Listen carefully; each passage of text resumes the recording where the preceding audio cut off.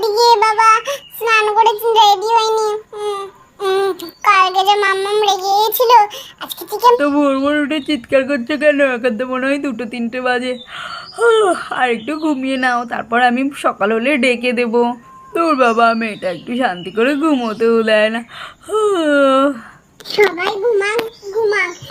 বাবা যাই, ঘুম থেকে উঠে গেছি, রেডি হয়নি, নইলে মাম্মাম সে ঘুম থেকে উঠে সেই প্রথমে আমাকেই বকতে শুরু করবে, দূর ভালো লাগবে না তখন। যাই যাই যাই। এই তো স্নান হয়ে গেল, যাই এবার কি বই খাতাগুলো গুছিয়ে নি।